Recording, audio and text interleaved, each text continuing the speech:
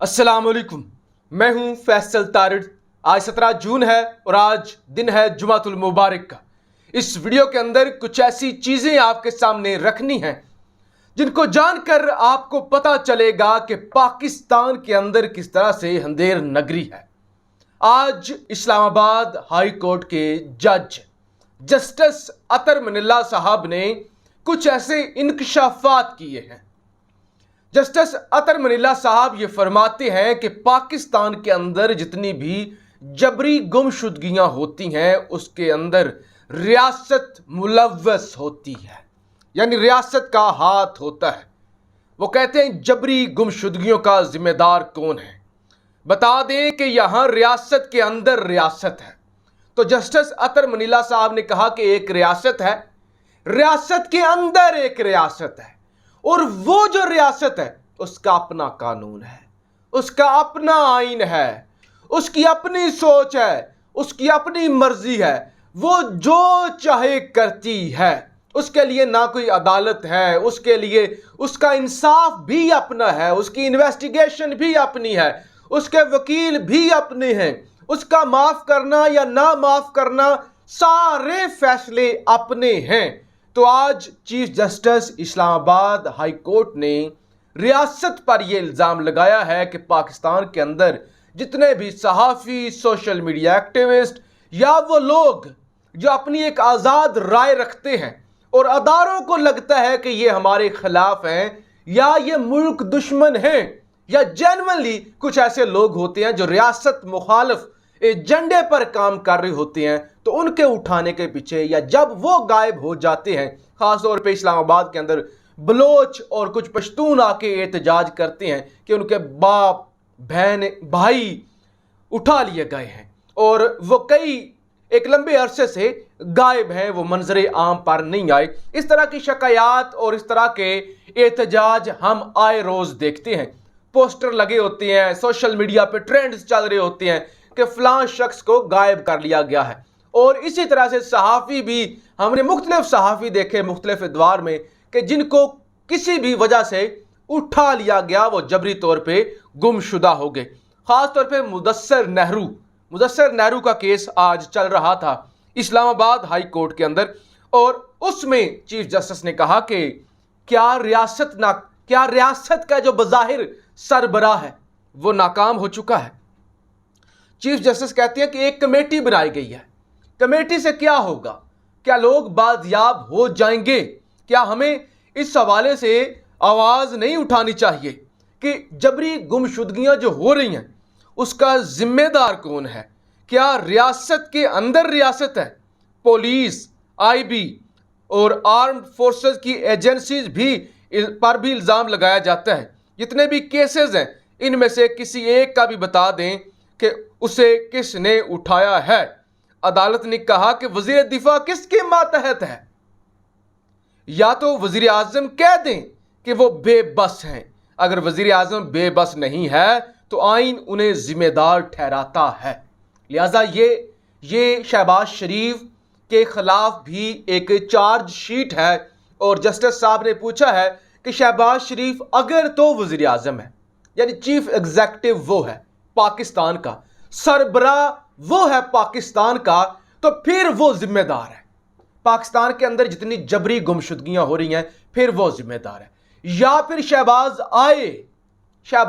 आए और पूरी कौम को बताए कि मेरे हाथ खड़े हैं, मेरे हाथ में कुछ नहीं है, मेरे पास ताकत नहीं है, मैं सिर्फ एक डमी हूं, मैं कुछ भी नहीं हूं, मैं एक चेहरा हूं, मेरे पीछे ताकत है, कुछ ना नजर आने वाले हाथ मेरे पीछे हैं, ताकत का सरचश्मा मैं नहीं हूं, ताकत मेरे पास नहीं है, मैं खुद डिक्टेशन लेता हूं, मैं खुद बूट पॉलिश करता हूं।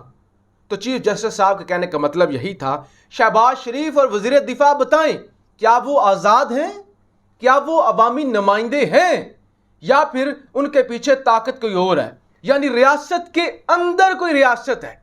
तो आज जो हमारे मुक्तदर हल्के हैं, हमारी एस्टैब्लिशमेंट है, उसके खिलाफ और उस हवाले से सख्त किस्म के इल्ज़ामात लगाए गए हैं अदालत की जानिब से। ये दुनिया भर में होता है, एजेंसीज पूरी दुनिया के एस्टैब्लिशमेंट और एजेंसीज को लगता है कि ये फलां शख्स हमारे मुफाद के खिलाफ जा रहा है या फलां शख्स रेड लाइन क्रॉस कर रहा है। हर रियासत की कुछ रेड लाइंस होती हैं। जब किसी भी रियासत को लगता है कि रेड लाइन क्रॉस हो रही है तो फिर वो रवायती तरीक़ाकार इख्तियार नहीं करते, उस शख्स को उठा लिया जाता है, इन्वेस्टिगेशन की जाती है। ये पूरी दुनिया में होता है, लेकिन पाकिस्तान के अंदर ये होता है कि फिर उस शख्स को हमेशा के लिए गायब भी कर दिया जाता है। और पाकिस्तान के अंदर मसला ये है कि हिंदुस्तान और अमेरिका मुलव्वस है, बलोचिस्तान के अंदर बलोचों की अलहदगी के लिए KPK के लिए अंदर अलग से तहरीकें चलती हैं, सिंधु देश के लिए अलग से तहरीकें चलती हैं और पंजाबियों के खिलाफ अलग से तहरीकें चलती हैं। तो रियासत ने इन सारे मामलात को देखना होता है। फिर रियासत ने मीडिया पर जो आवाज़ें उठ रही होती हैं, जो बज़ाहिर रियासत ये समझती है, यानी कुछ ताकतवर हल्के ये समझते हैं कि अगर ये इख्तलाफ राय कर रहे हैं तो ये मुखालफत कर रहे हैं, लिहाजा फिर उनको उठा लिया जाता है, सबक सिखाया जाता है और बाज़ुकात तो गायब कर दिया जाता है। या बाज़ुकात एक सादा सी टर्म हम इस्तेमाल करते हैं कि सॉफ्टवेयर अपडेट कर दिया जाता है और उसके बाद वो खुद ही राय रास्त पर आ जाता है और अच्छी अच्छी बातें करना शुरू कर देता है। तो ये पाकिस्तान के अंदर इस सिलसिले में तेज़ी से इजाफा होता जा रहा है।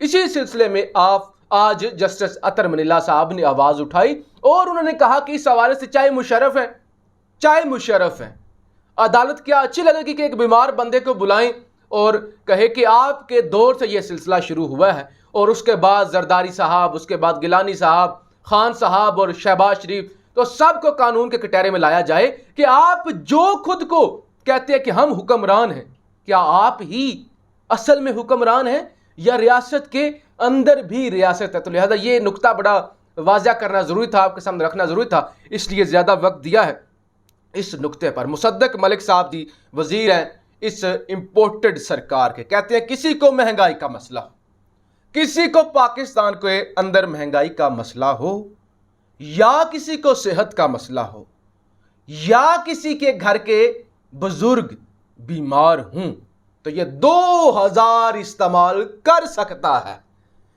किसी को महंगाई का मसला हो, कोई बीमार हो, सेहत का मसला हो, या किसी के बूढ़े वालिदैन बीमार हों, जिनके गुर्दों का ट्रांसप्लांट होना हो, जिनके लीवर का ट्रांसप्लांट होना हो, जिनके शुगर का मसला हो, जिनको घुटनों की दर्द होती हो, 2000 से वो पैसे लेके सेहतयाब हो सकता है। तो ये है इस हुकूमत का अवाम के साथ घटिया मजाक कि आप तो एक तो मजाक उड़ा रहे हैं, एक महंगाई कर रहे हैं, ऊपर से आप इस तरह की खच्चे मार रहे हैं, इस तरह की आप चवले मार रहे हैं कि 2000 रुपए में आप पिज्जा नहीं खा सकते, 2000 रुपए में 3 किलो घी नहीं आता, और आप कह रहे कि दवाई 1500। पाकिस्तान के अंदर आजकल मिनिमम आप किसी डॉक्टर के पास जाएं, वो जो आपसे वो चेकअप करने की फीस लेते हैं ना, वो 1500 लेते हैं, 2500 भी लेते हैं, वैसे डॉक्टर ज्यादा भी लेते हैं, लेकिन मिनिमम आजकल 1500 चल रहा है। तो 1500 में तो डॉक्टर सिर्फ नब्ज पर हाथ रखने का लेगा, बाकी वो जो ड्रिपें लगा देते हैं और बाकी जो सारे मामलात होते हैं, वो तो एक चेकअप जो है 5-6 हज़ार से कम नहीं पड़ता। तो इस 2000 में क्या होगा? बिलावल भुट्टो साहब और ये सरकार मोदी से हाथ मिलाने जा रही है। माशी तरक्की के लिए अमेरिका और भारत से रवाबत बढ़ाना होंगे। मोहतरमा बेनज़ीर भुट्टो के दौरे हुकूमत में पाकिस्तान और भारत के दरमियान माशी एंगेजमेंट मजबूत थी। हमें अब भी भारत के साथ माशी एंगेजमेंट बढ़ाना होगी। बिलावल भुट्टो जरदारी, वो भारत जिसने शान रसूल में गुस्ताखी की, तमाम अरब मुल्कों ने उनका बाइकट किया, मसनूआत उठाकर बाहर फेंकी।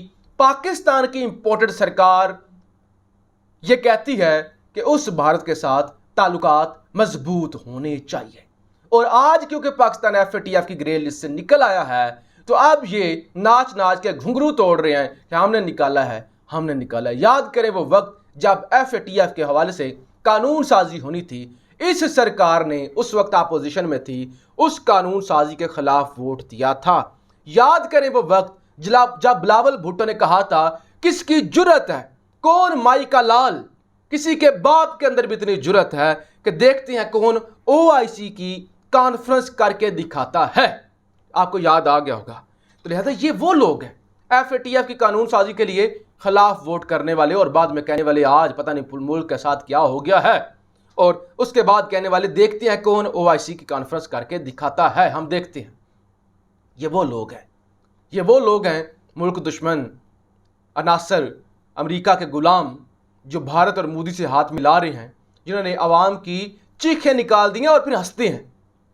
एक चीखें निकलवाते हैं, महंगाई, लोग जलील हो गए, रुसवा हो गए, तबाह हो गए, मर गए हैं, और ऊपर से हंसते हैं, मजाक बनाते हैं, तरह तरह की अजीबो गरीब मंतकें पेश करते हैं, और ऊपर से आप ये क्रेडिट ले रहे हैं कि हमने पाकिस्तान को FATF की ग्रे लिस्ट से निकलवाया है। हालांकि इसका मुकम्मल तौर पे जो क्रेडिट का हकदार है वो साबका हुकूमत है और इमरान खान साहब है, और हम इस पर इमरान खान साहब का शुक्रिया अदा करते हैं कि जो इस पिछली हुकूमत 2018 में नून लीग की हुकूमत में FATF की ग्रे लिस्ट में पाकिस्तान गया था, अब वाइट लिस्ट में आ गया है, और हमाद अजहर साहब को इसका क्रेडिट जाता है। पाकिस्तान जिंदाबाद।